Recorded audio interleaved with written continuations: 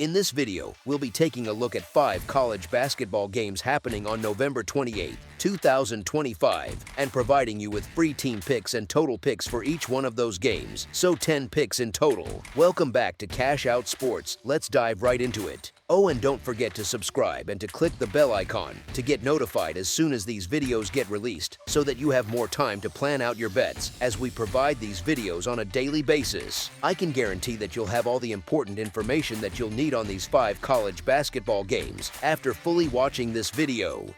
One more thing before we start: if you would like to gain access to our best exclusive sports picks to take your journey to the next level, then check out our Patreon in the link down below, where we offer our best single picks, parlay picks, and much more. Now let's get started.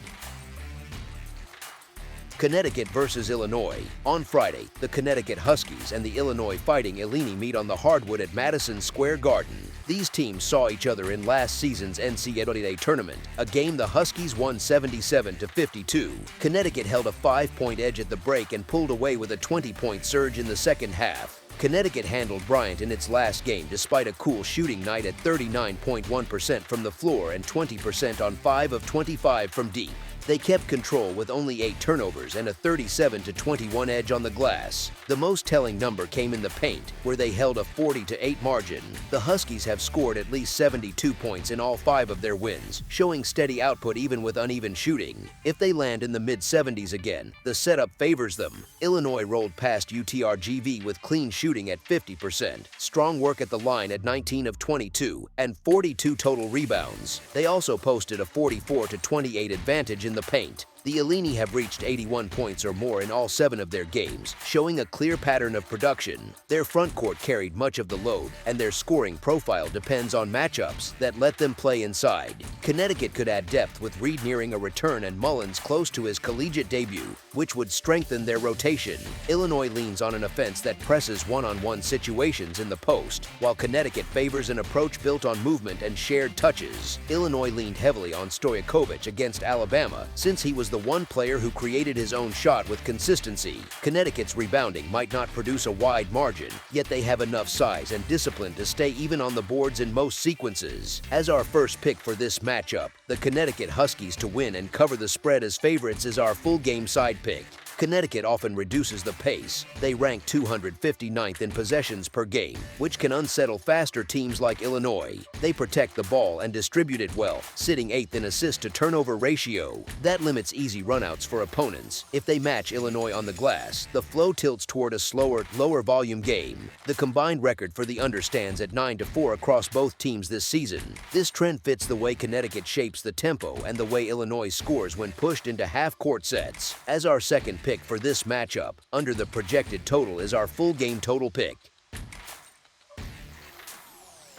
Vanderbilt versus St. Mary's. Vanderbilt brings a fast tempo and a high-powered approach into this matchup. The team has shown a consistent push into the low 70s in pace, and its offense sits inside the upper tier of efficiency. The defense holds a solid national profile as well, which keeps opponents from turning games into track meets without resistance. St. Mary's arrives with a very different style. The Gales slow the game to one of the lowest tempos in the country and lean on a defense that ranks inside the top group nationally in adjusted efficiency. Their recent results show opponents landing in the high 50s on average, which matches how they shape games on neutral floors. Vanderbilt carries one long-term backcourt absence, while the rest of the rotation remains available. St. Mary's reports no injuries. Both teams play their 3rd game in 3 days, and a steady, possession-heavy approach often holds firm in settings like this. As our first pick for this matchup, the St. Mary's Gales to cover the spread as underdogs is our full game side pick.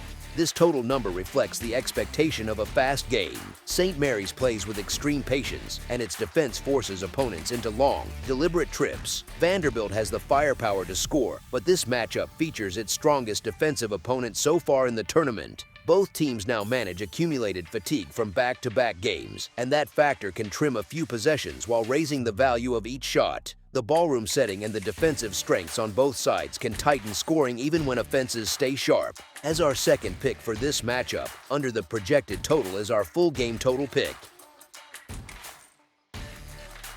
Texas A&M versus Florida State. Two programs aiming to plant a firm early season marker meet in Tampa, Florida, as the Texas A&M Aggies, who stand at 5-2, face the Florida State Seminoles, who hold a 5-1 mark. Both groups enter a new phase under first-year head coaches, which adds weight to a matchup that offers a clear look at how each roster is adapting.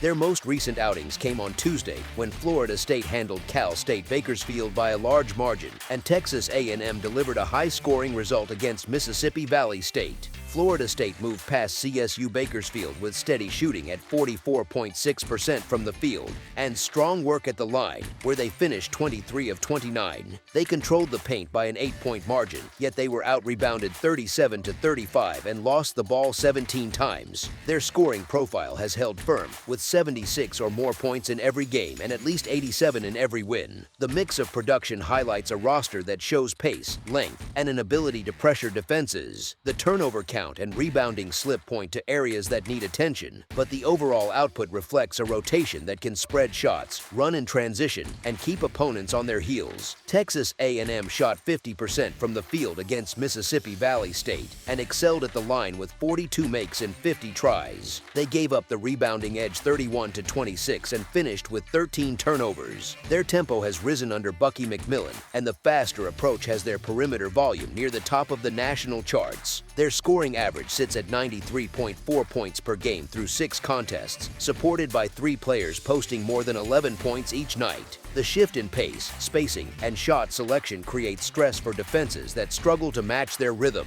Florida State brings its own speed under Luke Locks, who has implemented a system built on quick possessions and frequent three-point attempts. They stand third nationally in both categories and rely on a core group led by Leji Jones and Robert McCray, who each average more than 15 points. Chauncey Wiggins and Alex Steen offer steady double-figure support. Their style suits open floor play, rapid decisions, and heavy ball movement, and it positions them well in a matchup where both sides want to push tempo and spread the floor. A setting in Tampa may not deliver a full home environment, yet the surrounding crowd is likely to favor the Seminoles, which can add a lift to a team already comfortable with pressure. As our first pick for this matchup, the Florida State Seminoles to win and cover the spread as favorites is our full game side pick. The pace from both teams points to extended possessions, quick triggers from deep, and a scoring environment shaped by transition and floor spacing. Texas A&M ranks within the top 15 in average possession length and three-point rate, converting more than 37% of those attempts. Florida State holds a similar profile, sitting third in both pace and three-point frequency. Their lead scorers carry a consistent load, and their rotation supports high possession play without slowing. Both systems aim to stretch the defense, apply early clock pressure, and attack mismatches before help arrives. Their shared preference for movement and rapid decisions makes a high total more achievable, with each roster built to sustain scoring for long stretches. As our second pick for this matchup, over the projected total is our full game total pick. TCU versus Wisconsin.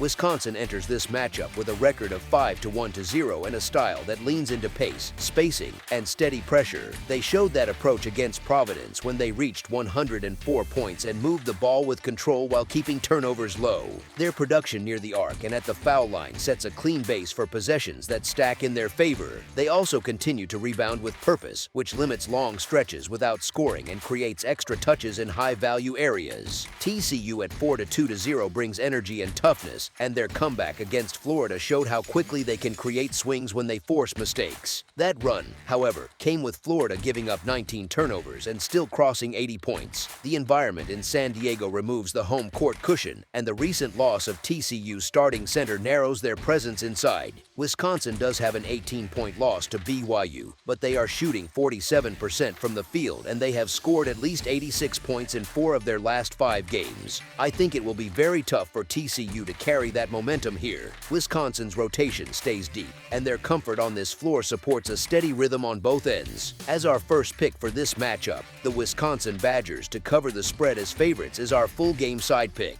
The total sits in the low 150s, and both teams arrive with fresh evidence that they can reach high numbers in this gym. Wisconsin and Providence combined for 188, and TCU and Florida combined for 164. Wisconsin pushed the pace with a clear 32-14 edge in fast break points, which showed how they turned clean stops into open floor chances without sacrificing control of the ball. TCU trends near 80 points per night and scored 84 on a Florida defense that had earned strong respect before this event. Both teams carry defensive gaps against confident shooting, with Wisconsin giving up large totals to BYU and Providence, and TCU allowing Florida to reach 80 while still forcing mistakes. Short rest often affects defense before it touches scoring, especially on a neutral floor, and the numbers from this tournament support that pattern with real results rather than assumptions. As our second pick for this matchup, over the projected total is our full game total pick. BYU versus Dayton. BYU enters this matchup with a record built on steady play, clean decision-making, and a style that stays firm even when games shift in pace. They handled Wisconsin with control, then adjusted at halftime against Miami, and turned a close first half into a clear win. That pattern shows a team that reads opponents well and uses structure rather than chaos to shape the game. Their scoring sits in the upper 80s, and they pair that output with an average scoring margin near 18 points. They protect the ball, stay under 8 turnovers per game, and often walk away with a turnover edge that limits easy points for the other side. Dayton depends on pressure and thrives when opposing guards give them live ball mistakes, and they average about 19 points off turnovers. BYU's guards stay steady enough to reduce that strength. Their size and rim protection also remain in place, and every key front court piece is on the active roster and available. Dayton's core group from the semifinal appears intact as well, although the Flyers spent heavy minutes in an overtime game against Georgetown and had to ride their main rotation deeper into the night. BYU's rotation stays deeper across positions even with Dawson Baker's likely absence after his non-contact left knee injury, and the roster balance allows them to cover that loss. As our first pick for this matchup, the BYU Cougars to cover the spread as underdogs is our full game side pick. The total for this game sits in a range that expects both teams to hit high numbers, but the defensive profiles suggest a slower climb. BYU scores well, yet they also allow fewer than 70 points per game, and they held Miami to 62 in the semifinal. Their defense tightens when the opponent relies on rhythm rather than transition.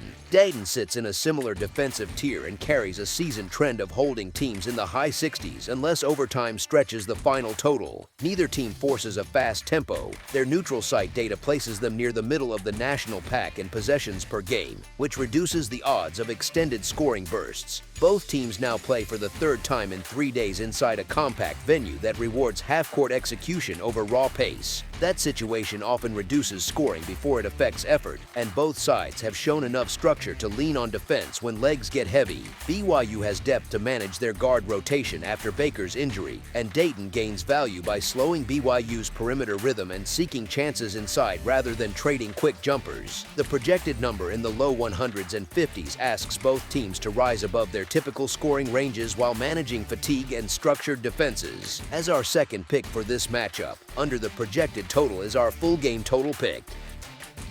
That's all for now, so if you have any other games you would like reviewed, then leave a comment down below with the game you would like analyzed, subscribe to our channel, leave a like on this video, and we'll get to it as soon as we possibly can. We would also love to hear your opinion on the picks presented to you in this video, whether you agree or disagree with them, so leave a comment down below and do let us know.